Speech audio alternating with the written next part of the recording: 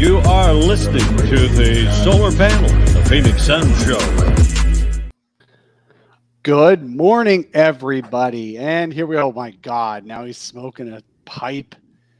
Last week it was a cigar. What is that pipe anyway? A Meerschaum pipe, Seafoam. Figured we were going to be talking about a lot of scheduled games, and what better way to do it than just with kith and kin and a nice pipe. What the hell? That's a great way to start out the show. All right, you are watching the Solar Panel. We just lost 3 watchers, by the way, cut in half in that moment. Welcome to the Solar Panel. Thank you for joining us. We're going to talk about Phoenix Suns stuff. There actually is some Phoenix Suns news to talk about that's worth talking about, and I'm looking forward to it. My name is Dave King. Thank you for joining us.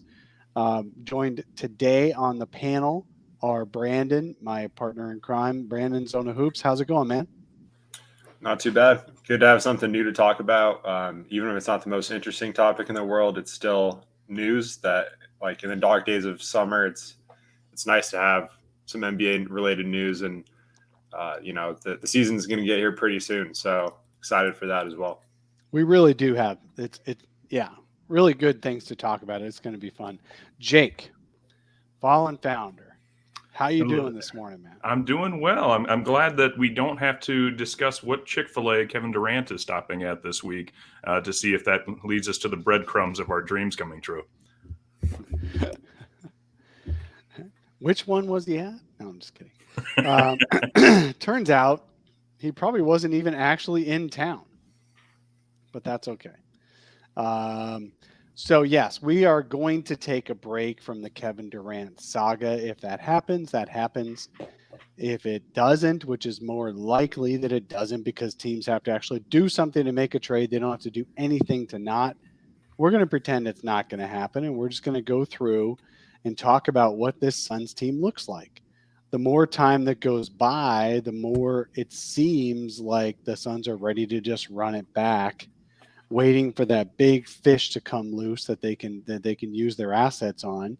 Here's the thing with the Suns, it seems like the Suns are not changing any players this summer, not doing anything that they don't have to do. One of the reasons is that keeps them all trade eligible. If you make trades, little trades, and you think, unless it's draft picks, I've got this, I've got that, I've got this new player. You can't trade that new player for a while because you just acquired them. So they're keeping all their stuff ready to go for the trade, any trade when it happens. Could be the Suns pivot to somebody else. Could be the Suns just stay on Kevin Durant until he's available. Could be they wait until who knows. But James Jones is not going to handcuff himself by making some trades. So let's talk about the team as if they are staying together. And we've got a few topics today. Our first topic is we are going to talk a little bit about the schedule. I know many of you Suns fans who live, eat, and breathe the Phoenix Suns. You've been dying for Suns content. This is probably the 4th or 5th conversation about the schedule that you'll have heard this week. So we're going to try not to just repeat everybody else. We're going to make it a little bit unique, but there's some housekeeping to do just to make sure that everyone's on the same page with the schedule. So we'll talk about the schedule, a couple of little angles that you may not have heard already. Then we're going to talk about who are the contenders in the West, who are among the teams that have made changes, and most of the teams have made the changes they're going to make. Teams like the Jazz might intentionally, but I think we all expect them to really regress this year. So really the teams are the teams that are going to be at the top of this, I think, right now. So we're going to talk about them in a little bit more detail, who they added, who they subtracted, and all that. And then we're going to go through our true false section, and then we're going to do our hot takes at the end. So again, I appreciate y'all being here. We got a bunch of people in the live chat, and we'll be addressing your questions as we go. And let's get ourselves started. So the first schedule release, the full schedule for the 22-23 season came out. Let's go ahead and talk about that schedule. Brandon, what was the first thing you thought of when you looked at the schedule in depth?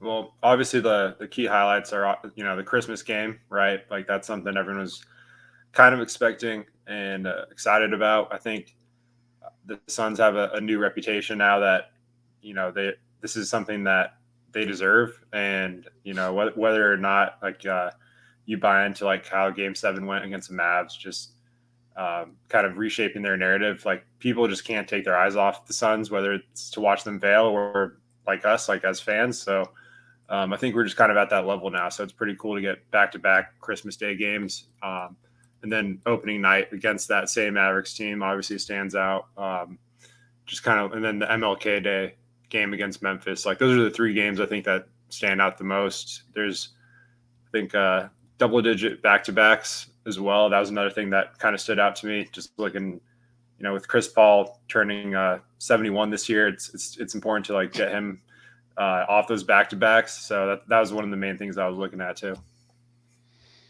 How about you, Jake? What jumped at you? Ooh, got to go with Game 1, Dallas. I just want that vengeance. Game right 8 of the series, right? Exactly. This time we're going to finish them off. Best of 9, baby. No, actually the start of the whole schedule, there's a lot of good content. I mean, Dallas, we don't know what Portland's going to be. I'm not buying into they're going to be much improved yet. But the first few opponents, Dallas, Clippers, Golden State, New Orleans Pelicans. We're going to have some good games right out of the gate, and it'll be interesting because I feel like the last couple of years we start a little slow out of the gate, and then we kind of take off sprinting after that. So it'll be interesting if we come prepared or we lose focus early. Well, I think there's some justifiable debate over how good the Suns' start is going to be. On one hand, you've got the Suns of their first 9 games of the season. 7 of those are at home. So on one hand, you're thinking, wow, that's a great way to kick off the season. You can have almost a second mini camp, second training camp. If you make a day before the season trade, if you make a mid training camp trade, gives you a little bit more time because you got a lot more time at home. And in fact, there's some significant time. Like there's when they do their 6-game homestand from October 25th to November 5th, there's 2 full days off between games 1 and 2. And then there's 2 full days off between games 4 and 5. That allows the team to have full practices early in the season. They're not too tired to have practices yet. And they're not managing time or minutes or fatigue or anything. So you've got some opportunity to even have a second mini camp if you've made some changes in your team. So on one hand, it's really good to have 7 of your first 9 at home. And 3 of those 9 are against the Portland Trail Blazers, who will have Damian Lillard back and will have a respectable starting lineup, but they're not really built to win. They're mostly predicted to be in the mid-lottery, high lottery, where they're going to be playing for draft picks, basically. Even though Dame Lillard signed yet another extension to stay with them, I love his loyalty. I love it when players have incredible loyalty to the teams that treated them well. He's been treated very, very well by Portland, just like Devin Booker's been treated very well, very, very well by Phoenix. So on that note, it looks good. But on the other side of it, they start against Dallas, who they did lose by 80,000 points to in the last 2 games of that series. Then on game 3, they're at the Clippers, who now will have supposedly Kawhi Leonard and Paul George, and that's one of the deepest teams in the league playing on Sunday night in LA. Then we start a 6-game homestand. Golden State, who's coming off that winning the finals. New Orleans, who might have a healthy Zion Williamson back. Houston Rockets, who have the number 1, 2, 3 pick in the draft, whatever it was, Jabari Smith joining Jalen Green.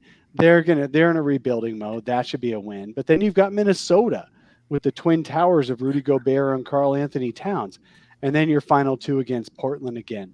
So you've got a chance there to have a really strong start, but you also have a chance to have not so strong a start because of the competition the Suns will be facing. In that start, 9 games, 7 at home, but more than half of those against playoff teams. What's your prediction? Jake, we'll start with you. What's your prediction on what the Suns' schedule is going to be after 9 First 10? games? After 9 games? Their record. Okay. I'll go 5-4, just because it seems like that's the trend. And then, I think we pick up steam from there. But if for whatever reason, we don't, maybe it's because Chris Paul knows not to gas himself early in the season. And you want to let because the fun thing about the NBA is even if you are a rebuilding team, you have to tell your fans that you're going for it out of the gate. You can't start tanking until after, the new year, really. So even the Rockets are going to go full blast at it. Everyone's going to try everything. And there's really we know what this team is. We are a great team. So it's not going to be as necessary out of the gate. So if we come out with a winning record in the first 9, I would love to be better than 5-4, but I could see 5-4. You're going 5-4. Brandon, what do you think? I'll go 6-3. I think there's going to be some tough games early on, like that they could drop, and then they have the Blazers 3 times in those first 9 games, so that's a little interesting tidbit. As you were talking about the Blazers earlier, Dave, but I think getting off to a hot start is somewhat important, but it's not the end of the world, because I think there's always like those weird teams that get hot and like start like 5-2, and then we're like, oh, is it their year? And then they just kind of tail off and we forget about their existence halfway through the year. So I think the Suns will get off to a decent start. They just got to remember it's a marathon, not a sprint. So I think last year was like the revenge tour where they got off to that slow start and then really picked up steam. I could see them wanting to make a statement against Dallas for sure, and then like just blowing them out, and kind of from there just kind of take it game by game.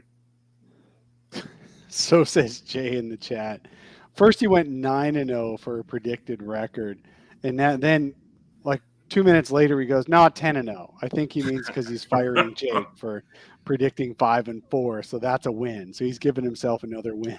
We've got some interesting. Yeah, I see Liz Nichols is having dreams about the NBA season. She hasn't made out with anyone in 12 years. I feel bad for you, but I'm here for you at the same time. And so says Jay. Everyone's just got to get a cat or a dog. Dogs let me do the wave of the pipe to you, sir. That is a wave of the pipe to you. You don't want that throughout this episode. My favorite part of the schedule release is every year, like fan bases of the worst teams will get so upset that they have like, oh, our strength of schedule is like the toughest in the league. Like right now, I think it's like OKC and Houston have the 2 toughest. Like, yeah, because you don't get to play yourself. Like, right, you guys are the easy schedule. So it's you like guys the funny are part. the easy opponent.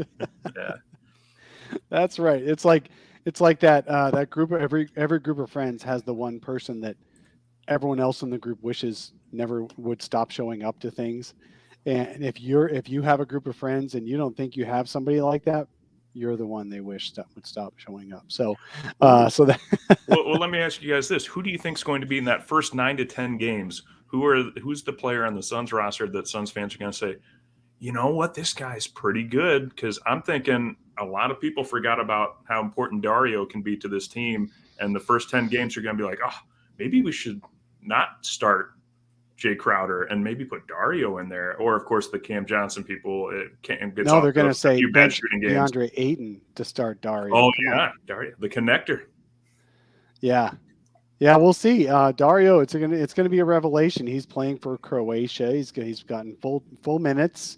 He's going to be playing for Croatia in the FIBA World Champions, something like that, and so hopefully he'll be in real good shape when he shows up and be back to regular, ready for basketball and all that. So it should be interesting to see how Dario plays to kick off the season.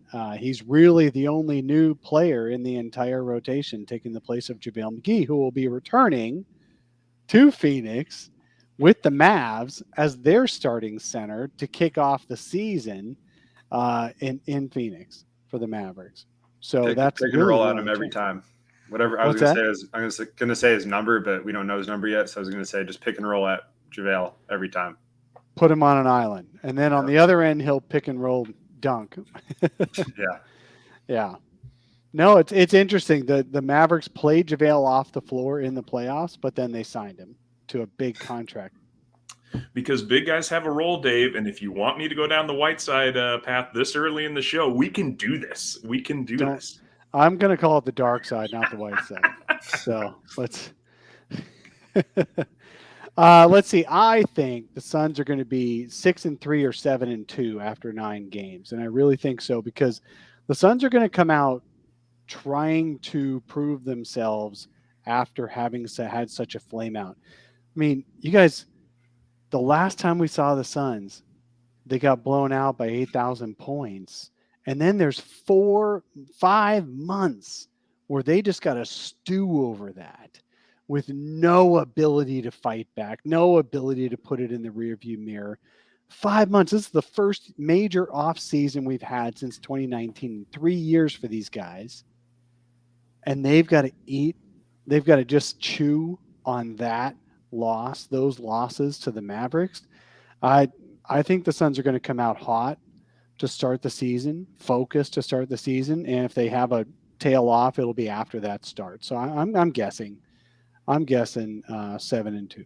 That's what I'm. That's a good point about the full off season. I think that's pretty important for especially a team like the Suns with so many young players. Like this will be the first off season some of these guys have had in a while that they can actually work on their games, and we could see some like significant leaps from those guys we've kind of been waiting on, like Mikal, Cam, and Da.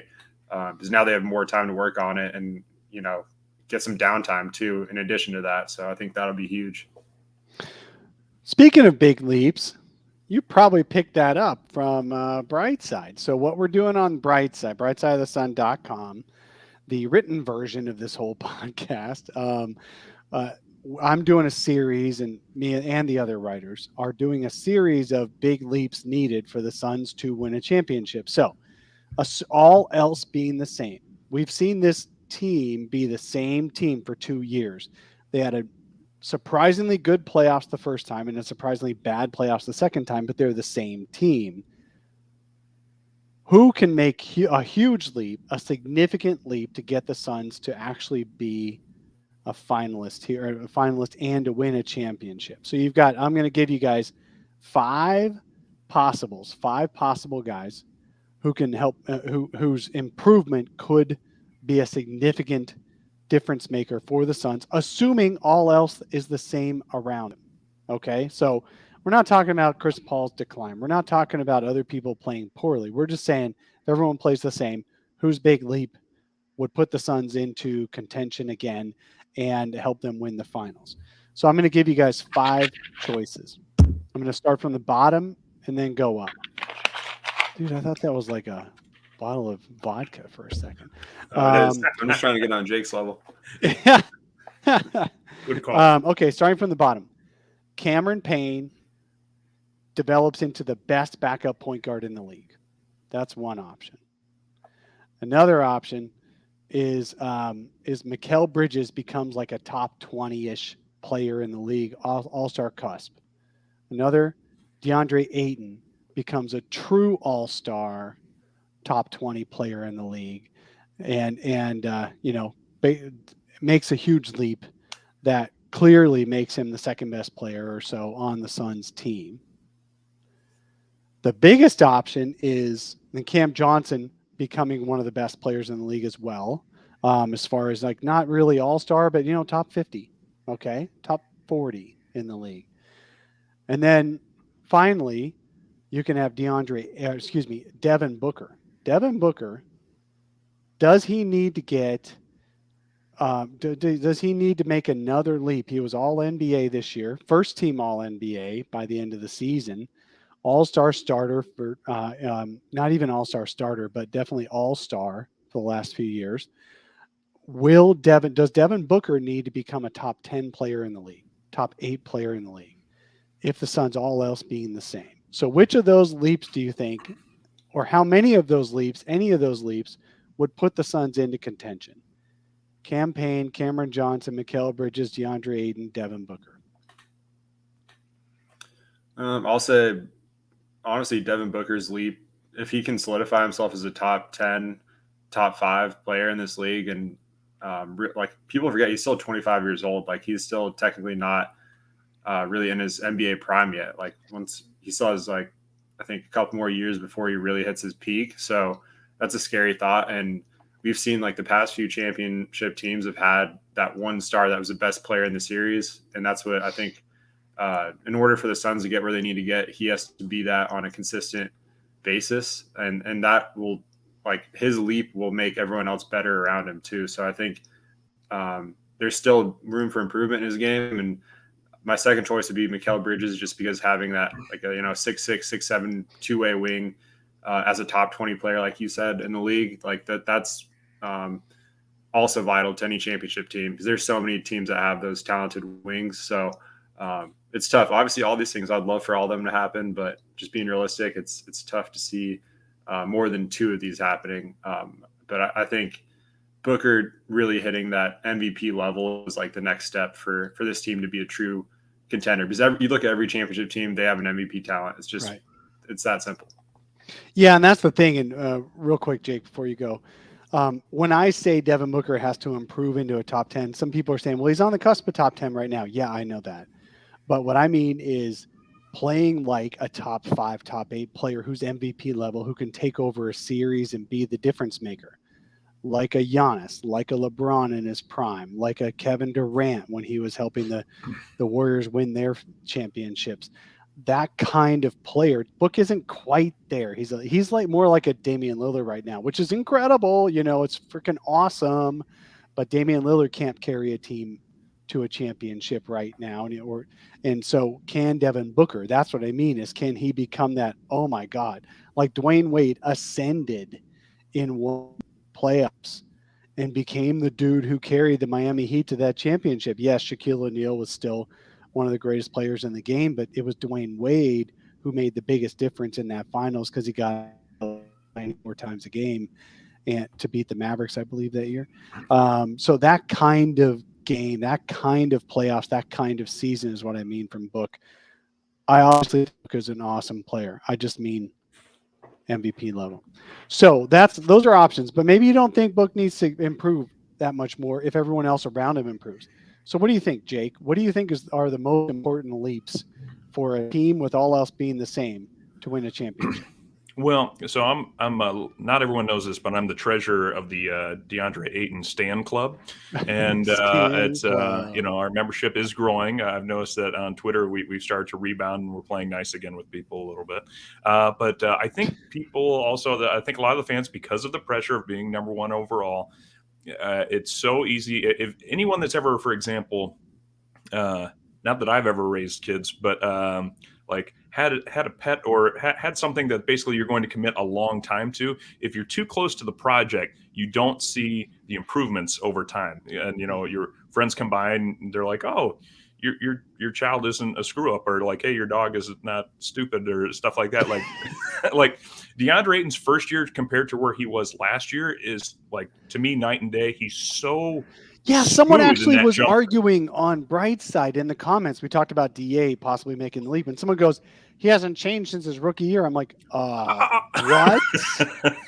No, he's done so well. I agree. There's going to have to be a little bit of the balance. I totally felt DA's frustration with the supposed rumor that he told Monty during that, barnstormer of a COVID game to end the season that, hey, I can't pass the ball to myself. And it's true. He's not a Joel Embiid that will come out to the top of the key and receive the ball and then go try and make a basket from there. But he can be so efficient on that block. And I think, so he's got so much room to grow there and elsewhere too, that it's really kind of impressive that a big man like him can be so smooth on those shots, on that touch. And so I think he's going to be one of the big people I want to see take that next step. But I agree that Booker, if there's a recipe for disrupting the Suns in the playoffs, it's take your biggest guard or just your most high energy guard and have him body Chris Paul as far as you can.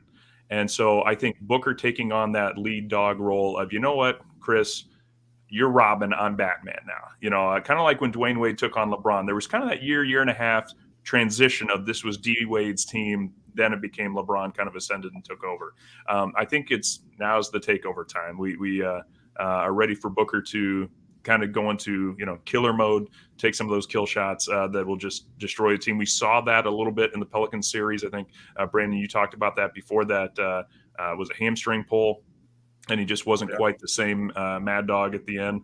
But he can do that, and I think kind of taking that, and I think Chris is going to need to relinquish that a little bit. That's going to be kind of the improvement I want to see from Chris Paul, is knowing that father time is a real thing. Doesn't mean you can't be a number 2, number 3 great player, but now you're going to need to demand some stuff from your teammates, like a Mikal Bridges. He can't only have the corner 3 and then the dribble in for a mid-range jumper. Like, we have to develop these guys, and that's going to mean Chris is going to have to let some things go, let some of that control go.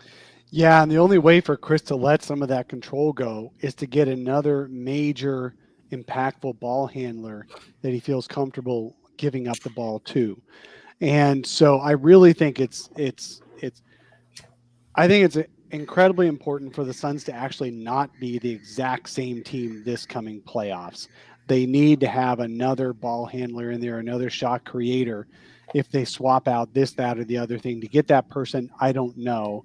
Landry Shamet, unless he makes a huge. I was going to say, I'm surprised you didn't put him in the top 5. Well, but I'm saying most likely to help the team win a championship. Okay. I just don't see that as Shamet's ceiling.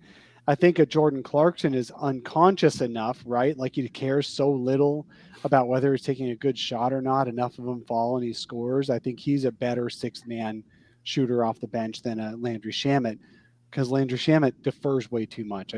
He averaged 3 points a game in the freaking playoffs. But anyway, you've got to have something, even if it's like a Jordan Clarkson, but it's something obviously they're shooting for the moon on a Kevin Durant, because it has to be somebody good enough that Chris Paul defers a little bit, happily defers a little bit. So I do really think that the Suns are going to be they're going to need somebody to make a big leap, and they're going to have to make a trade or two to be better this next playoffs. But focusing on this big leap, I do think the most important huge leap is Devin Booker, if they don't make a trade for a player of his caliber or close to win a championship.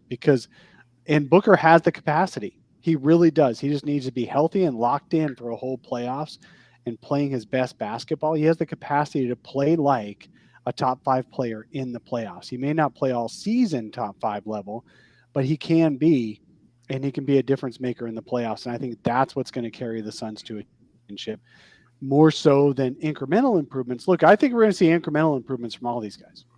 I do.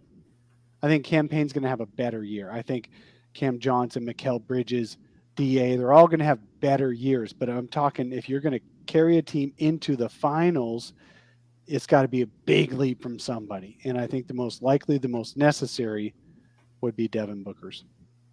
Well, let me ask you guys too. What do you think, and how important is it going to be that Monty, because Coach Mont, he reminds me of like probably some of the best bosses I've ever had, the kind that like give you the room to make a mistake, but then coach you up so that you don't want to ever make the mistake again, not because you don't like making mistakes, but because you don't want to let your team down. That kind of like mentality. It's a great mentality to build. But I think Monty, which is a weird thing to say about a coach of the year, right? But taking that next step of telling a star player, somebody as, amazingly historic as Chris Paul is, that, I'm going to give you 20 minutes on a back-to-back instead of letting you play your full rotation minutes. And I'm sorry if you get mad at me, but I need to keep you fresh, and because I want you at peak performance. And then he also needs to demand that other players, Mikal, DA, Cam, develop that little bit more of create their own shot, so we don't wind up in the playoffs and it's just Paul and Booker trying to do it all and everyone else kind of sitting back. I mean, how important I was thinking about it. Adjustment. I was thinking about this past year. They really did make some efforts to get Cam Johnson more on ball time, to get Mikal Bridges more on ball time, get DA more offensive opportunities. But if you think about it more closely, those opportunities were when one or both of Booker and Paul were out. So when the playoffs came around and Booker and Paul were in the starting lineup, whether they were healthy or not, or feeling good or not, all of a sudden these guys took a back seat again. right? Because the offense runs through Booker and Paul. What Monty needs to do this year is develop those guys' offense while Booker and Paul are at their peak and playing well, so that then everyone knows how to play off each other. Because the thing about this whole Suns team is they fit so well together because they understand their hierarchy. Cam Johnson is never going to score 20 points, creating his own shots in a game when Devin Booker and Chris Paul are focused and healthy and locked in, because he's going to defer way too much unless he gets open threes. But I mean, creating his own shots. DA is never going to average more than 17 points in a game as long as those guys, if those guys don't change, because when they're so locked in, they start out with DA being the scorer in the first half. Then they use him as a decoy in the second half. Everyone's so used to it. Teams are now getting used to it. So things have to change a little bit. And those guys have to play well when Booker and Paul are in and healthy and locked in. Those guys still have to figure out where their offense is, or you find somebody else who can create offense while those guys are at the top of their game. That's what makes it different in the playoffs. No, that's a great point from both you guys. I think the biggest thing is just consistency in terms of giving them those reps throughout the season with Booker and Paul on the floor. Like, you need to make it almost like a mock environment that you're just preparing for the playoffs, and do it on a consistent basis. Make it to where it's not weird that this is happening. Like, it's just a part of the offense. That way, when you get in those tough moments in the playoffs, it's not they're not uncomfortable. I'd rather win 52 games and kind of struggle with some of that just to get better for the playoffs than, just have a 60 plus win season again. And, once they get to the playoffs, the same problems arise. I think they just need to work through some of those growing pains. I think they'll win 50 games in their sleep this season, as long as they're healthy. But getting those reps, I think, even if it costs them a few games and, maybe gets them out of sync a little bit early on, it'll be worth it in the long run. So Mike B in the chat says Cam, I'm assuming Cam Johnson, can be that Sean Marion type though. 18, 5, and 4 with solid defense. Man, I just don't see it, because as much as he could do that, he doesn't want to do that while those other guys are out there. And he even sees himself as like 6th or 7th on the pecking order behind DA and Mikal, as well as Paul and Booker. So what do you guys think? Versus like one of the ugliest shots in the league. Yeah. Well, yeah. Right. I get what he's saying though, like in terms of a bigger role. I think after that injury against the Knicks, he was just never the same. And it's unfortunate, because it was one of the greatest performances of the season, honestly, like that, the whole like bumping into Randall, like them jawing back and forth, and then, he just ends up torching them like that. That was just an awesome game. And that was just a unique environment, right? The unique environment about that game is both Booker and Paul were out. Exactly. Yeah. And they needed a scorer, and he decided, okay, now with everybody out, I can be a scorer. And he got really pissed off by Julius Randle and spent the entire game proving himself. And that kind of mental environment did not present itself again, even when he got healthy, because again, he sees himself deferring. So Mike, I think Cam can be that person, 18, 5, and 4, but he doesn't see himself as that person in a game when everyone is healthy. Yeah. I always think, and I've seen a little bit more on this end, that Mikal Bridges might sort of fulfill the Sean Marion role in a slightly different way. I mean, it's obviously the game's changed a bit, but I saw Mikal going in and getting some great putback offensive rebounds, and he was really mixing it up. He wasn't just sitting in the corner. Cam's a little bit more like, keep him on the perimeter and just let him get ready for that 3-point bomb. And then if somebody is going to not come out and guard him, then he will go down and throw it down on you. But I don't see him kind of mixing it up as much. The challenge for Mikal is they do play him a ton of minutes, just like they did with Sean. And I just don't know. He certainly has the stamina, but it's not easy going up against like a Luka, for 40 minutes a game, and then being like, well, why aren't you running down and getting offensive rebounds and running back out and shooting the corner 3? Come on, Mikal, be Sean Marion.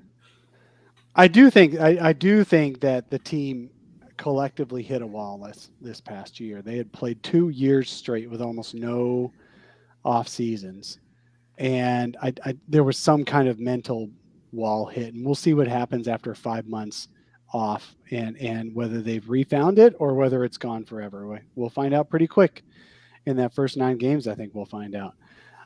Okay, so what do you think? Looking at that schedule, I mean, obviously the schedule is only so unique because you play the same teams every year, the same number of games. So ultimately, the Suns 41 home games, 41 road games. That's what it's going to be after 82. What's their record going to be? What's your prediction right now, assuming where everybody else is in the West? How many wins do you think the Suns get out of 82? Brandon. I'm going to go 56. I think the West's improving and them kind of treating the season as more of a marathon. Like I just can't see them hitting that 60 win mark again unless they really are committed to just proving everyone wrong throughout like even the late stages of the season. So I'm going to go with the conservative 56. And for me, it's just about like, are they ready for the playoffs? That's all I'm looking at. I don't really care. Well, do you think 56, what does that get them as far as a seed in the West? I think this year's going to be a weird season in the West. I could see that being the 1 seed, honestly. I think there's going to be a lot of teams in that, low 50 to like mid 50 range in wins. And it's just going to be a little bit of a cluster there at the top. So I still think there'll be a top 2 seed in the West.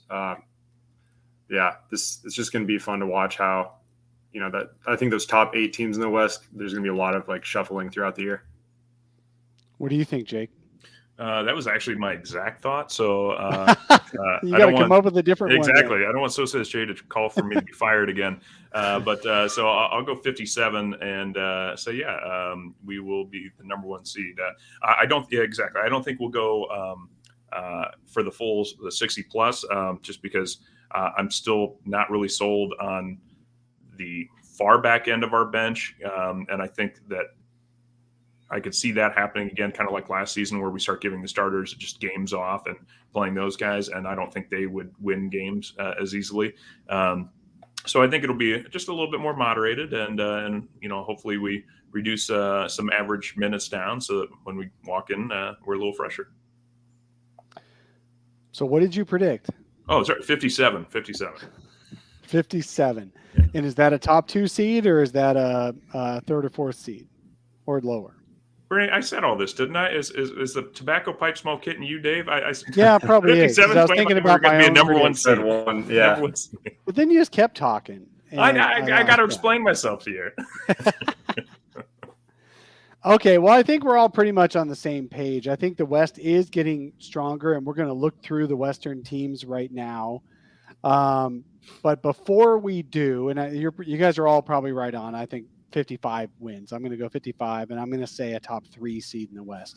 I think there's going to be 1 or 2 teams that play really, really great, and I think the Suns are going to be less focused on regular season wins this next year because they're going to want to be at their best by playoff time. So sorry about that, Jake. I dozed off trying to think about my own, and then our next segment. That honey soothing voice that just rocks everyone to sleep. Yeah, that's it. Well, so I want to touch on something that came out this week that kind of went under the radar, and I want to know you guys' opinion of it. First, there was rumor that Deandre Ayton was going to join the Bahamas team for their offseason tournament. I forget which one that is that the Bahamas are playing in, but he is eligible. He is from the Bahamas. He could play for the Bahamian national team. And there was a short-term rumor that he might join the team because the coach was asked about 3 different NBA players who could join that team. I forget who the other 2 were. And the coach said, yep. And then a week later was like, no, but not Deandre Ayton. Do you guys think that Deandre Ayton, A, should play for the Bahamian national team, and B, for what reason? What would he get out of it? That's what I want to know. So, Brandon, what do you think? I think he should do whatever he wants. Like at this point, this is your first offseason you've had in a long time, like full offseason. So like I said, I think there's benefits to going to the Bahamas and, playing for the Bahamas, and getting those reps in is like kind of like the focal point of the offense. And there is pros to that, but also at the same time, as long as he's working on his game, I don't really care if he plays for them or not. I think, Dario playing makes sense coming off an injury, trying to get those reps in, get that rust off before the season starts. But yeah, I think, DeAndre, I don't really have like a strong take one way or the other on that. I think there's positives to it. And then there's also the risk of injury, and is it really worth it?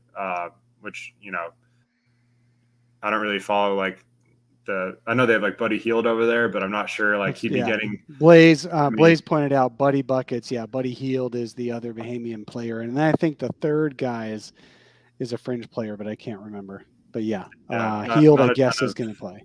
Not a ton of people to throw him entry passes or get him good looks, so could run into the same issues that he's had at the Suns of not getting the ball enough. So who knows?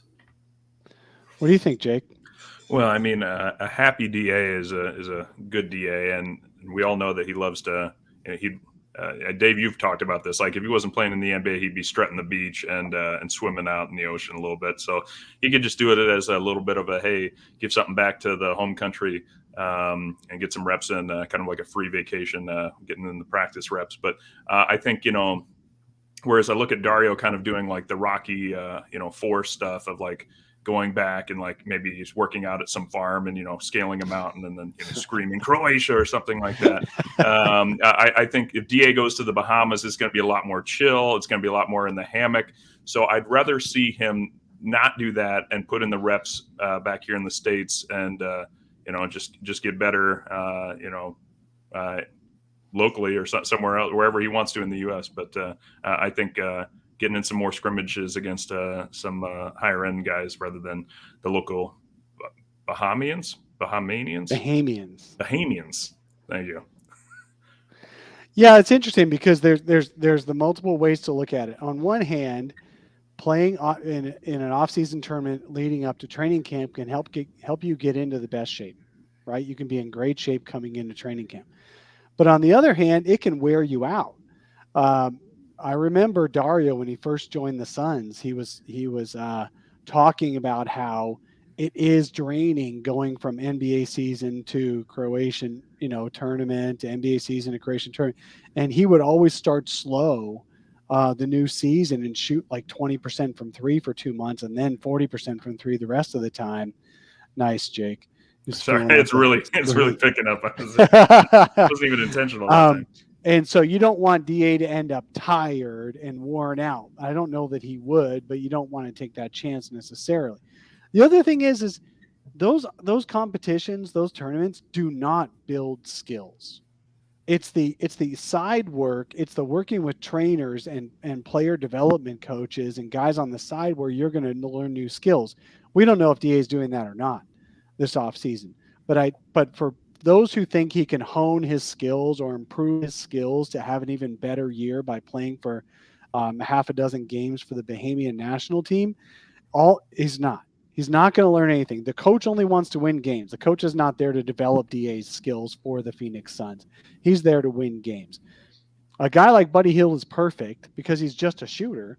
So you're just going to keep shooting, and that's great. But DA does need to develop skills. He does need to work on things, and maybe he is working on things. And I'm not defending DA for not playing for the Bahamas, but all I'm saying is because he could come in completely out of shape, laying on a beach until the day before training camp. We don't know until he actually shows up to training camp. But I don't think playing for the Bahamian national team is the thing that's going to help him or hurt him. All it might have done is get his wind a little bit quicker for training camp. We'll see how he shows up. If he's in great shape when he shows up, that's awesome. If he's not in great shape, but he's in great shape by the start of the season, that's fine too. But I don't think having played for the Bahamian national team is what's going to improve his skills at all. You're just playing games. You're not doing skill development. Okay, so that's a take on with the Bahamas. Now let's go through the rest of the West. And let's talk about who did improve and who didn't improve in the West, because there are some big-time players coming back from injury. And at this point, we have to assume they're all in line to come back from injury. Although I will make one exception. Memphis won the second seed in the West last year with 56 wins, 8 games behind the Suns. They had a really, really great year. They even won without John Morant for a little while on their team because he was hurt for different stages. But guess who was healthy almost the entire season? Was Jaren Jackson Jr., who became like one of the best defenders in the NBA, and really, really good player, really good glue guy for the Grizzlies. He has a foot issue and is going to miss a lot of the season because of this foot issue. So that's an injury already that's going to impact one of the contenders. But other guys coming back, Kawhi Leonard coming back, Paul George coming back, Klay Thompson getting even healthier potentially, Denver with Jamal Murray and Michael Porter Jr., Dallas getting Tim Hardaway Jr. back. I mean, that helps a little bit, although their wings played so dang well. I don't know how Tim Hardaway could have played better than those guys. Minnesota stepping up with having Rudy Gobert on their team. Zion Williamson coming back for the Pelicans. Which team, let's talk about that. Which team do you think is going to make the biggest jump due to health? Biggest jump in improvement, biggest improvement due to having health this year versus last year in terms of win-loss totals? I'll go with the Pelicans on this one, just because you look at the Clippers and Nuggets and Grizzlies and like teams like that. They had good records last year, and anyways, and now they're going to get healthy. So I think those teams will all get better. But I think the Pelicans adding McCollum and having a healthy Ingram and potentially Zion too. They're the team that I think is going to make that huge leap. And to your point with like the Grizzlies, I think with Jaren Jackson missing time and Ted Lubin in the chat mentioned, they lost Kyle Anderson and D'Anthony Melton, which, I almost forgot he went to the Sixers. That was kind of a sneaky good pickup for them. So losing some of that depth, that's a team that maybe could regress a little bit in the regular season. Yeah, even though they have a young core that I think will get better. But yeah, I think that the Pelicans are the team that really stand out the most of making that leap. Yeah, my only concern about the Pelicans, my only hesitation on there is in the year that Zion was healthy, of course, they didn't have a great team around him. But in the year Zion was healthy, he kind of took a lot of the airspace that Brandon Ingram wanted. So Brandon Ingram was an all-star the year before. Then Zion gets healthy and he kind of gets lost in the offense. And then Zion's out again and Brandon Ingram becomes the next Kevin Durant. So I want to wait and see on how well those two jive together and if they maximize each other's talents, because then you've also got CJ McCollum taking a ton of shots. So anytime you have an offense that might lessen the impact of a Brandon Ingram, you could potentially not be improving yourself as much as you might think.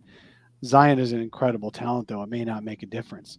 What do you think, Jake? Do you think the Pelicans make the biggest leap in wins? They won that 10th seed. They made the play-in. They scared the Suns in the first round. Do you think they become like a solid playoff contender, or do you think somebody else jumps? Yeah, I think somebody else is going to jump. And at first, when I was hearing the question, I was thinking right away the Clippers. But then you said biggest win-loss jump. And then I thought, it's going to be Denver Nuggets. Denver Nuggets with MVP Jokic, and they've been missing basically two fringe all-stars, I guess. Oh God, don't! I will not let you call Michael Porter Jr. a fringe all-star. The dude has barely made any. That's like calling Buddy Hield a fringe all-star. Don't. That's ridiculous. Okay, one fringe all-star and one good starter, one shooter, offensive weapon. Yes. Well, and let's be honest with you, what's been hurting the Nuggets, they get to the playoffs and it's like, okay, Jokic has to do everything because nobody can get a bucket. So getting two other guys back that can actually create their own offense is going to be very big for them. I could see them very much pushing all of a sudden. I don't think they're going to compete for the title. I don't.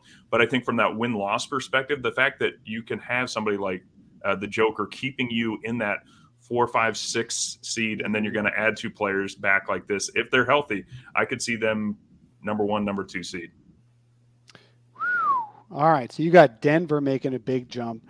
I have a lot more belief in Jamal Murray making a huge difference.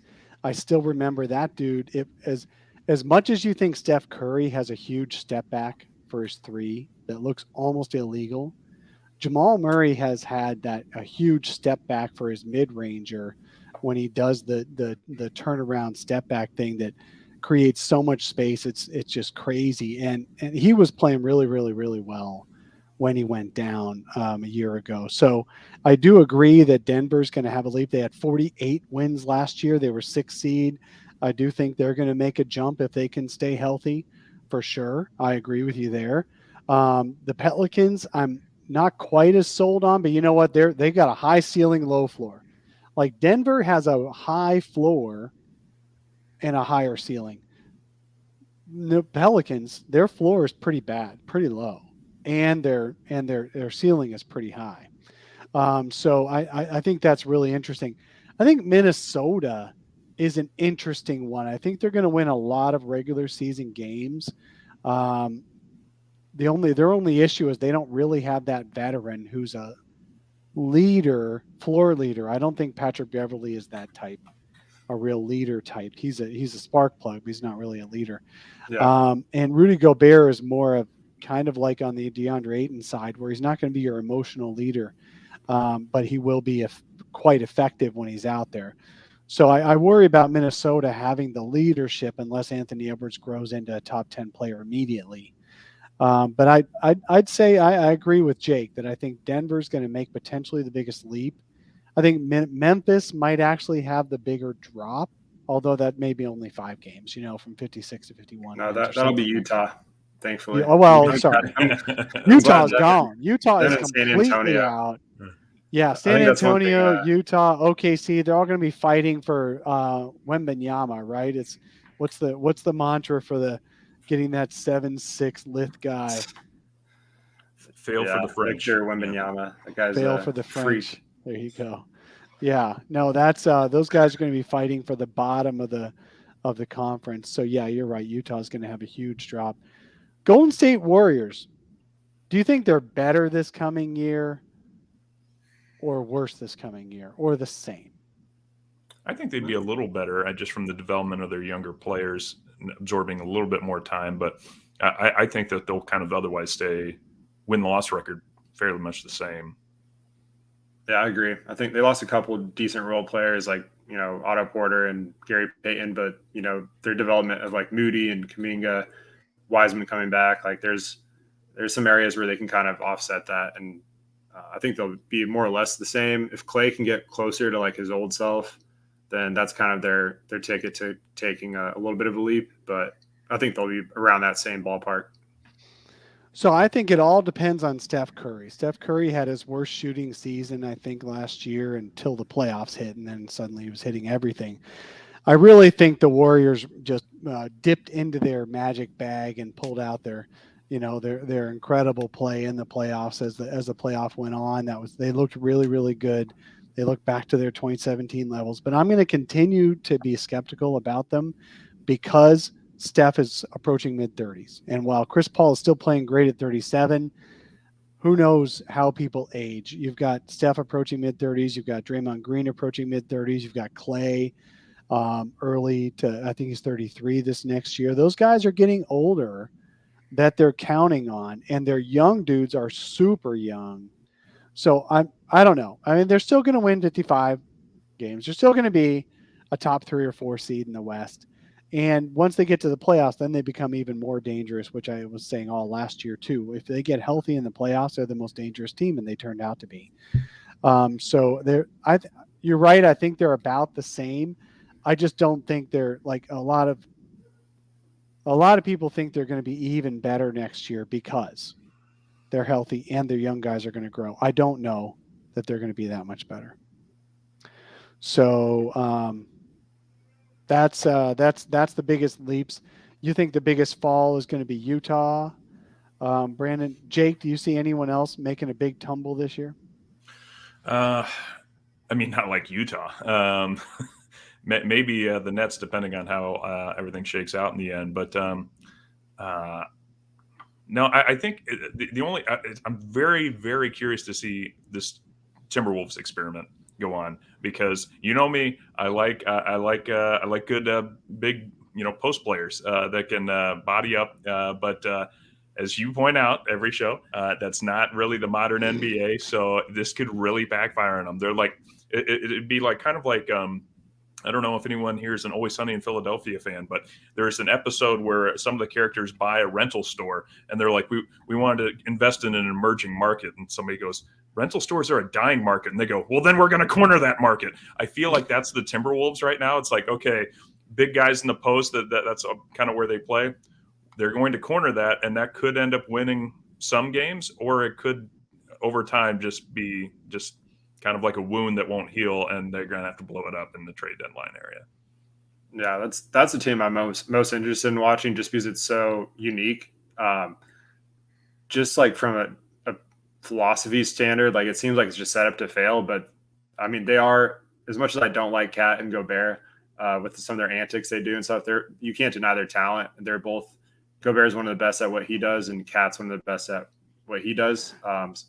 They definitely have their flaws 100%, but it's going to be like a talent meets like philosophy type of battle. So that's going to be cool to watch. Do you feel like Karl Anthony Towns is going to be an even better player full-time next to Rudy Gobert than he has been? Or do you think he gets a little bit lost in the shuffle? I think he'll be about the same, honestly. I don't see – Gobert is not really going to take away from anyone's offense. Like, he's always been more of a complementary piece on that end. So, if anything, it just gives him an easy outlet to hit, down low for some more assists when the defense closes out on him. So I don't think it'll make him I think he'll probably score a little bit more, honestly, just with the floor spacing. Man, I don't know. Yeah, it's interesting because I think he's going to be taking a lot more outside shots, so I could actually see his percentages drop a bit. Yeah. But overall, he'll put he'll get some more points. I think what's going to be interesting is his rebound numbers. I think will go down, not just because Rudy's going to absorb more of that, but also just because he's going to be pulled out. Because most fours, if playing the Suns, Jay Crowder's not going to run down to try and get the offensive rebound. So Cat's going to be on the outside too. So I think he's going to, I think you'll see his points increase, but he's going to be probably taking more outside shots than ever before. He's good at it. But we'll see how mobile he really is when he's not being guarded by the other team's five out there, and he's being guarded by like a Jay Crowder that can kind of stick with him too. So it's going to be fun to watch. Yeah, there was a stat, and I'm just going to be curious because there was a stat where Towns had a really, I can't remember what the stat was, but he had a really high turnover rate when he was pounding the ball in the post. When he'd get double teamed is when he would turn the ball over more than you'd want him to. Not like not like all the time, but he wasn't as reliable putting the ball on the floor. And I feel like at the power forward position, he'll be coming in from the outside to get into the post. So he'll be dribbling more, and then he'll be dribbling and turning into the other defender that might have to leave Rudy Gobert to pick him up if he bullies through the guy he starts on. And then it's going to be up to him to be able to get really good at dumping off to Rudy on the backside. So I'm curious. And then, Ant-Man going to need to, Blaze says Ant-Man going to need to turn into a sniper with that clogged ass key. That's true. When you've got those two guys wandering in from the outside, unless you convince Karl Anthony Towns to never step inside the 3-point line without a pass coming to him, Anthony Edwards is going to have a hard time driving to the hoop into the defenders. You need to create space. You need to have space. That's how Dallas did so well unexpectedly in the playoffs this past year. They had three guys who could drive into the paint, and there was nobody in their way because they played 5-out offense.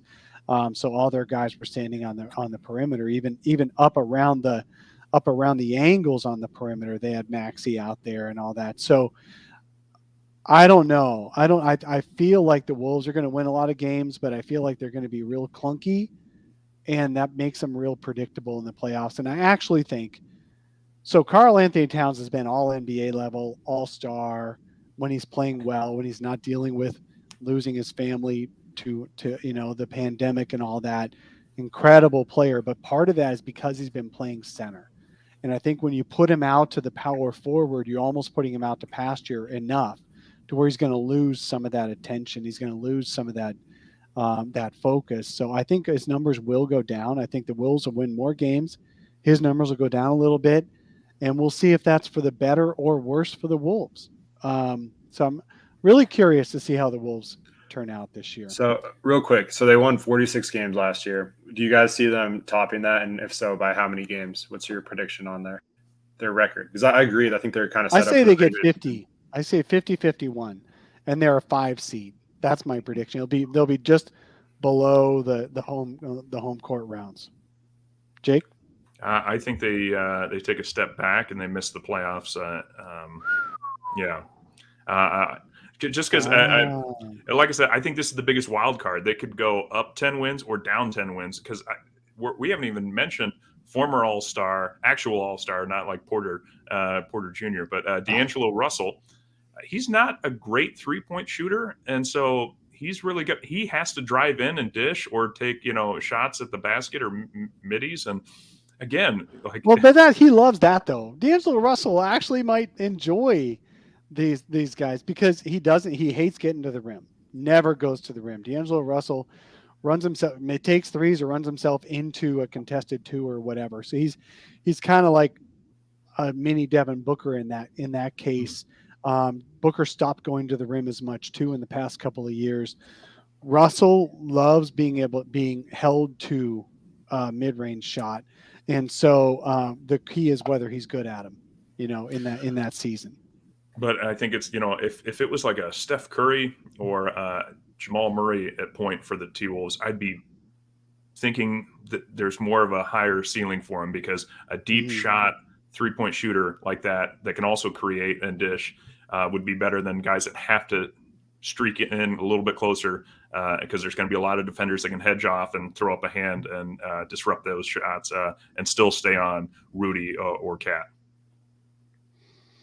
Yeah, it's going to be interesting, and it might be one of those tire fires, and it might actually work really well. I just think they're not built for winning in the playoffs. I just don't think so until they prove us otherwise, I guess.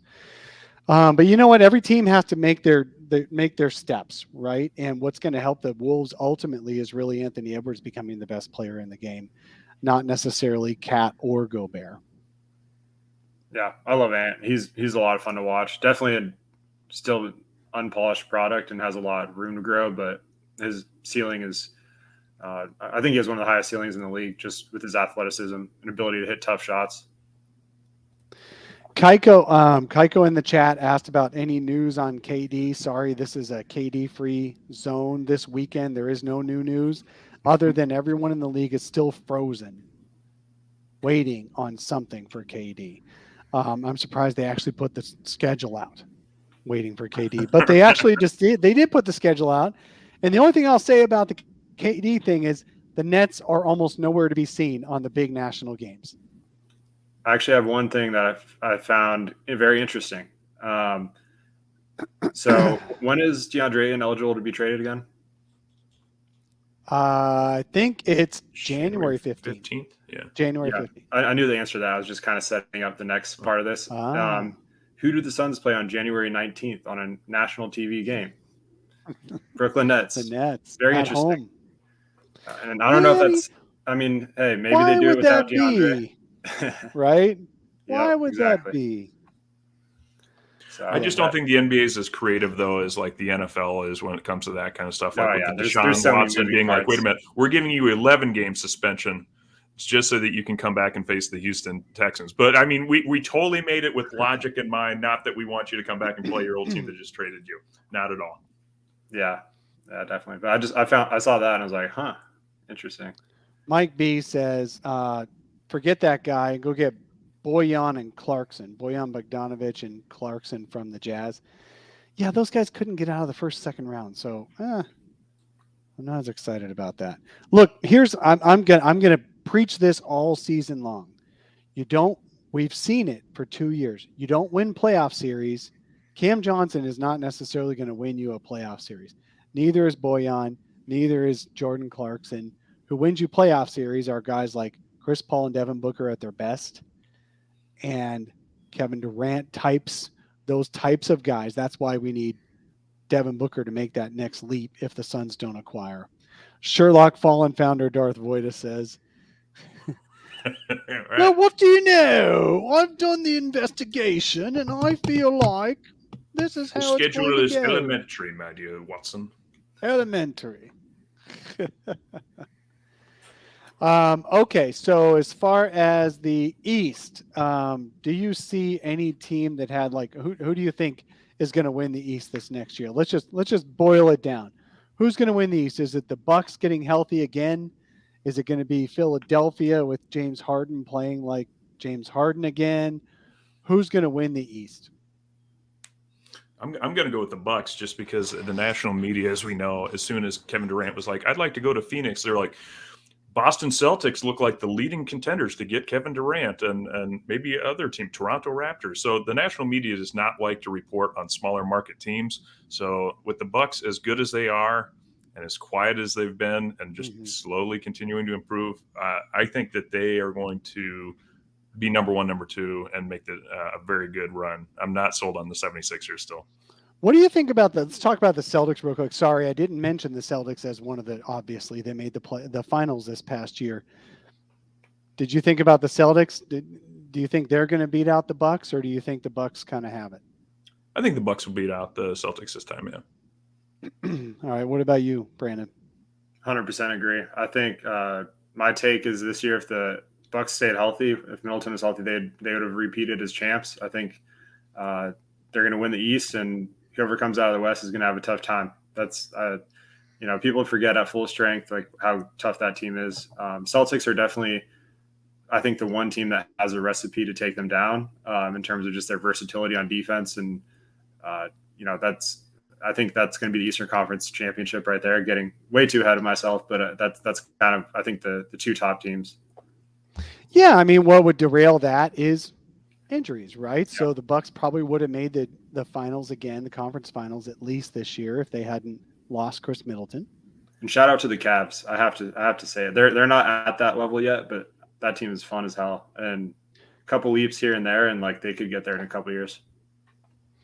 Yeah. What's interesting about the Celtics is they had with the core of Jason Tatum and Jaylen Brown, they've been in the playoffs and made a couple of conference finals and all that over the last few years. They just didn't have it to get to over the top because they didn't have that top 10 player who could close out a game, top 8 player. This is what I'm talking about with the Devin Booker type is that it wasn't until Jason Tatum and Jaylen Brown took turns being that unstoppable force in key games that they made it, they finally that got them to the finals. So now you got to wonder, do they stay at that super transcendent level, or do they regress back to the only all-star level guys they were before that? Do you see Jason Tatum staying at the very top and becoming a top 8 type player, top 7? I say top 8 because top 5 is pretty solid.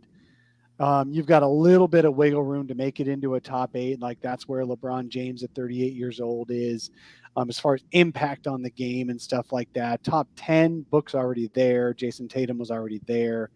So that's what I mean is moving up a little bit up the ladder. Do you see Jason Tatum staying up there? Do you think that was like a flash and now he's going to settle back into only being top 10 or 15? Brandon, what do you think? I think there's a lot of similarities to Tatum and Booker in that sense, where they have those moments and like stretches where they look like they're top 5 MVP level talents. And then they'll have, still being as young as they are, they'll have those moments where they kind of like fade a little bit or don't keep that consistent level of, being a dominant player, which is tough. It's very tough to do it in the playoffs, especially. But I think he'll probably stick around that. I think him and Booker are both going to be top 8 players. And they're both getting close to hitting their peak. So to me, I think, this is just the beginning of Tatum. And, he obviously had some struggles in the finals, but I think that just comes with the growth of, taking that leap. Well, he had struggles in the finals in the same way that Book ended up having struggles in the series the Suns lost the last 2 years, which is all of a sudden the defense decided this guy isn't going to beat us. And they didn't have quite enough counters around the rest of the team to like Golden State you could decide you're going to shut down Steph Curry. And actually early in Steph Curry's ascendancy, he was able to be shut down until Draymond Green decided, I'm not going to let that happen again.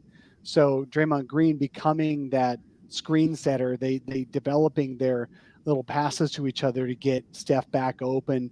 They changed how they did their screens where Steph would run into one, then run away from it and all that. They became very creative in getting Steph still shots with the ball after losing one of the finals because Steph was able to be relatively shut down. So we'll see Jason Tatum. We'll see with Devin Booker on whether their teams can find ways to get them back open again and able to make the difference even when the defense is trying like hell to stop them. By the way, Jaylen Brown and Devin Booker are the same age. People say, oh, the Celtics are so young. Well, the Suns are young except for except for Chris Paul. Jaylen Brown's 25, Devin Booker 25. Jason Tatum is still 23. Deandre Ayton is 23 or just turned 24. So the Celtics are young, and I do think that they have a chance to get back to the finals. But it's a prove it season, just like it was for the Suns this past year, and we'll see how that goes. Okay, we are an hour 10 in. Oh, go ahead, Jake. Sorry, I got to get all Mad Dog Russo on this. I do not buy into the Taysom hype. I think he's a top 20, top 25 player at best. Tatum? Yes. I think I just saw Blaze brought it up too. Jaylen Brown is the better player, and I agree with Darth. It was the overall defensive package that the Celtics could roll out that Tatum just happens to be the top scorer on a great defensive team. He's the Rip Hamilton of the Pistons when they won the finals. So I do not buy into the hype that he's going to go a whole lot further than this. So I'm going to go very negative on it. I still think they can compete in the East, but I'm just not. I think that's why they want to consider Kevin Durant, because Tatum's going to be option number 2, not option number 1. It's interesting. I myself fell into the trap. I did it to myself. I said, Jason Tatum got shut down in the finals in the way that Devin Booker has been shut down in series he lost, right? I said that. And yet we forget that Devin Booker had back-to-back 40 balls in the finals. They were losses, but he had back-to-back 40 balls. He was not shut down. He shut himself down, I think, against the Mavericks this year. I don't know what the hell happened there. But and part of that might have been health on his hamstring and stuff. We don't know. But you're right. Jason Tatum got shut down in the finals a lot more than Devin Booker ever did, and I shouldn't have fallen into that trap. So you don't think Jason Tatum is as good as even like his All NBA All-Star level? Perennial All-Star, but I maybe NBA. Maybe he makes one of the top 3. What am I thinking of? Third team or second team? Yeah, third team. I feel like he could make a third team a few times, but his shot selection and his shot performance in clutch time. Yeah, I mean, there's he's a good shooter for his size, but no, he's not. He's not going to be your number 1 option winning a title. Sorry, Boston fans. Don't at me. All right, real quick. We're about hour 15 into this. Let's go through our true false. I'm keeping everybody. Thank you so much for being here, everyone. We got one more segment to go on the show. We're going to do a rapid fire through true false. I'll let Brandon, you take it away. I was just going to say, Timberwolves fans and Celtics fans are not your friend right now, Jake. All right. Well, let's run through this real quick. Like, none of these are too crazy, but true or false, the season opener against the Mavericks is an important statement game for Phoenix and not just another regular season game. I'd say, okay, wait. So the literal writing of the question is the season opener against the Mavs is an important statement game for Phoenix. I agree with that. But I also agree it's just a regular season game. So I think it is an important statement game, like it was for the Nuggets to beat the Suns to open last season. After the Suns had swept the Nuggets the year before in the playoffs, the Nuggets needed that win to get their mind right and get their season off to a good start. I think that was important for the Nuggets, and it was not important for the Suns to have won that opening game. Same is true here. it's really important for the Suns to win the opening game, whereas the Mavericks, I think, are going to coast a little bit in there because they know they already had the Suns number. So I guess I'm going to say true the way it's written. Is the season opener important? Yes. True. Absolutely true. This is the Revenge Tour 2022-2023, and it starts game one. It's one of those classic. I forgot who tweeted it out, but it was so spot on. If we win, people will say, well, don't forget about that Game 7 meltdown that you guys had in the playoffs. But if we lose, they'll say, see, the Mavericks are just better. So let's just go out and beat them down. Like, let's embarrass them if we can. There you go. Yeah, I think it's going to be a blowout win. But I mean, obviously, you need to see who's healthy and all that, but yeah, I think it'll be a statement game, and I agree. All right, next question. The Pacific Division is the toughest in the NBA.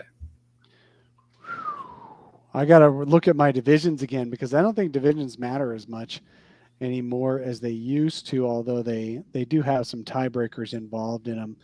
Man, you got Golden State, you got the Clippers, you got the Lakers who are still trying to be relevant, you got the Suns. And you've got the Kings. And it's like the Kings, are they going to be relevant this year? I don't know. But, man, you've got 4 teams, at least 3 teams, who could be at the top of the West overall, and maybe 3 of the best teams in the entire league. So I'm going to say true. I think it is the toughest division in the NBA. Yeah, true. Too many teams that have the potential to make deep playoff runs. Yeah, I agree. I think the Atlantic was close last year with like full strength Brooklyn, but now that they're kind of a little bit of a shit show, I think it's pretty clearly the Pacific. And like Dave said, divisions don't really matter as much anymore, but it's just. But man, 3 of the possible finalists, the 3 finalists with the best chance to be finalists coming out of the Pacific, it's got to be. I think it could be even an all-time good division, depending on if the Kings can figure themselves out. And I feel like the Kings would make the playoffs if they were in the East, though. I think so. I think they'll make anybody the play can in. make the playoffs. I think they'll be the 10th seed this year and make the play in. That's my prediction with them. Ooh, Kings with a 10 seed. All right. Next one. True or false, the Suns should sign another point guard to challenge campaign for the backup role. Dave, that reaction out of the gate, I'm going to let you go. Well, the only one out there sitting and waiting for a job that could possibly beat out campaign would be Dennis Schroeder. That's basically what I was hinting at with that question. Yeah, I know. And there is evidence in history that Dennis Schroeder has played well in a 3-guard rotation with Chris Paul when they did that with OKC and they got the 4th seed or 5th seed, I think it was, with OKC. Yes, all that is true. But Schroeder has played himself off of a lot of teams since then. There's something about his impact in a locker room that people don't love and they don't want to keep around. So I am not a fan of Schroeder. I'd rather have campaign cheering the hell out of it and hoping he has a better season and being the better teammate. That's what I'd rather have. So I'm going to stay with Payne. So I'm going to say false on your question. Jake. Yeah, false. I think I would actually lean a little bit. Is Rajon Rondo still unsigned too? Stop. He can fulfill the Elfrid Him and Payton Whiteside, role. Man. Ooh. And that is where I'm going. We're You know how to build a team. Dwight Howard's still out there. Hassan Whiteside. Bring me somebody that blocks shots and clogs the middle. I don't need him to do anything more than 10 minutes a game, and he doesn't have to play every game. And get me Whiteside because Howard seems to upset his teammates too. So give me Whiteside. He was a fan favorite in Utah, driving his Hummer around Salt Lake City. Bring it down to the Valley. Might be a great comment that Yes. We got to see Payne with Sarge back. Payne is better with Sarge because Sarge can do some of the connecting, some of the offense, passing, and all that Payne doesn't do as well. So I do want to see Payne with Sarge back. Brandon, what do you think? The whole meme that's been kind of beat to death. Payne unlocks Dario, or Dario unlocks Payne, whatever. Just it's been all over. I agree. I think they're going to roll in with campaign and Shamet and see what they have. And if Payne doesn't get better, trade deadline, there's going to be plenty of options. So no need to force yourself into a signing you regret just for competition. All right. And the last one, true or false? That one guy from Brooklyn is traded before the season begins. I think it's true. I think he's traded. I think if he does go anywhere, it's to the Suns. I don't think the Raptors will end up offering, or the Celtics offering, a package that the Nets would like better than the Suns package, because they're not going to want to acquire a guy who's already a cancer on his current team. So, and I think the Nets are going to want to move on. I think Joe Tsai has made it clear, and he's giving his front office the summer to figure this out, but he's made it clear he'd much rather have a lower ceiling team that plays hard than this high ceiling team that thinks they run the joint. So, and I also think Kevin Durant will be a lot better in the Suns environment than he is in the Nets environment. So I think he gets traded before the season begins. Jake. Yeah, the guy in Brooklyn will be traded before the start of the season. Yes, Kyrie Irving will be traded to the LA Lakers before the start of the season is a correct statement. I believe that is true. That was I think is true. calculated. I think, Yeah, that was a well-phrased question. Yeah, I think I agree. I think Kyrie to LA and KD to Phoenix both seem like they're kind of under the table deals that are just waiting to happen.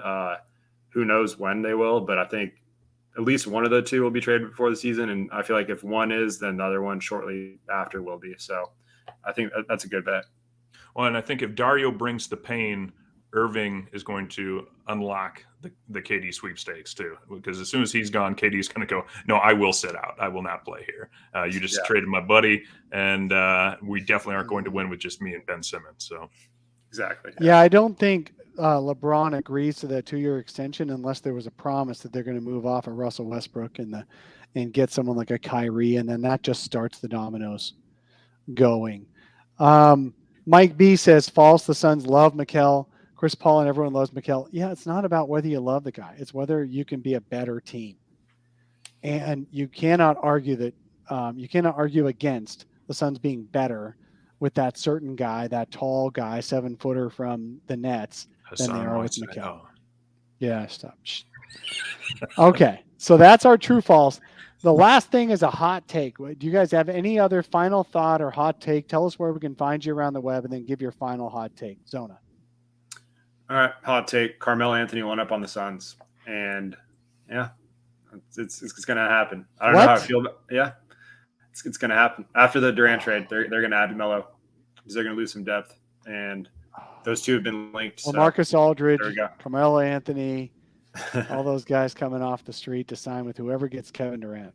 Wow. Yeah. Jake, what's your hot take?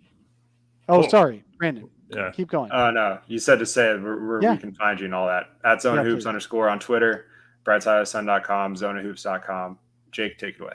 All right. Well, you can find me on Twitter at Fallen Founder. My hot take is that the Cleveland Cavaliers are going to be this year's Memphis Grizzlies, where all of a sudden people are going to remember that there is a team based there, and they're going to make some noise before petering out in the playoffs. Cleveland has never made noise if they weren't the hometown of LeBron James. That ain't happening. Let's see. Okay, my name is Dave King. You can find me at Dave King NBA on the Twitter. You can find our writing at brightsideofthesun.com, the best Suns site in the world. And my final hot take is, oh man, I had one earlier and now I completely blanked on it. What's my final hot take? My final hot take is that Cam Payne recovers to be the best backup point guard in the NBA. That's my hot take. Ooh, spicy. All right, Mr. Sherlock Holmes, Mr. Zona Hoops, Gentlemen, folks in the chat. I really appreciate you for being here during the off season. We love talking about the Suns, and I'm glad you guys are here as well. Thank you for joining us today, and we'll see you around again real soon.